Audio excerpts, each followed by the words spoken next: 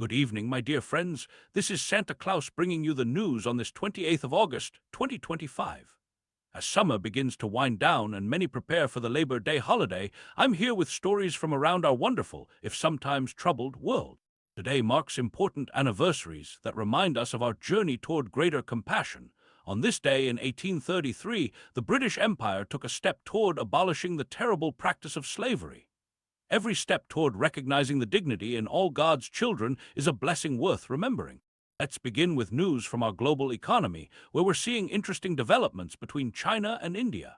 These two most populous nations are working to repair their relationship, finding common ground after both felt the sting of President Trump's tariffs. Prime Minister Modi will visit China this weekend, his first trip there in 7 years.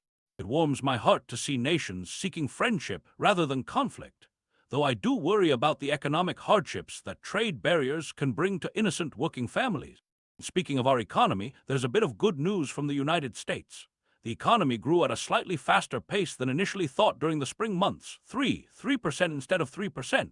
Business investment has been particularly strong, especially in new ideas and transportation equipment.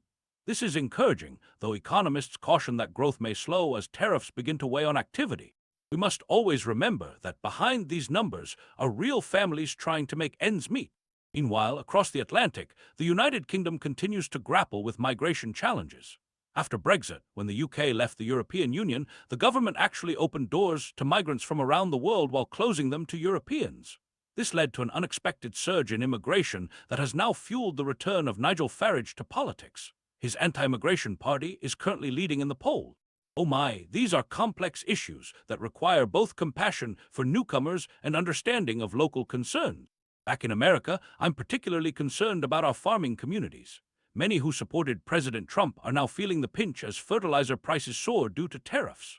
Farmers work so hard to feed us all, and they deserve our support through difficult times. Remember, every meal on your table represents the dedication of someone who tilled the soil and tended the crops.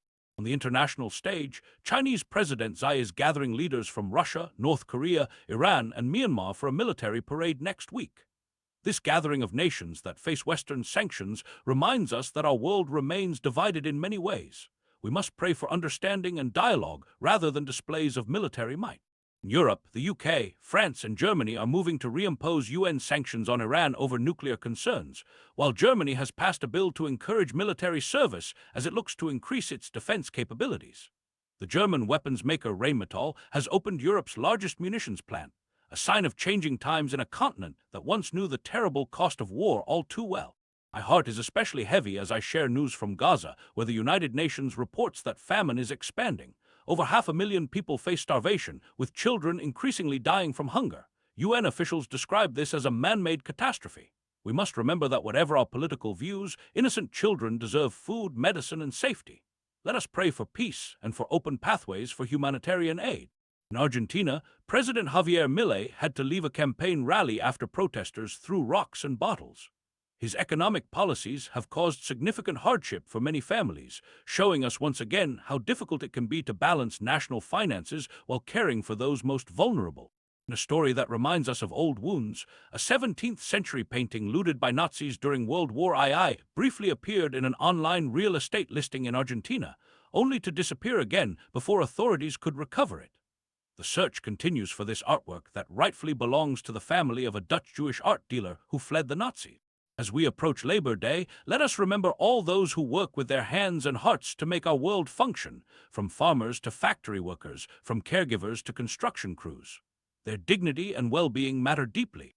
This is Santa Claus, wishing you peace in your hearts and goodwill toward all. May we find ways to care for one another across all divides, remembering that we are one human family sharing this precious earth. Until next time, be kind to one another.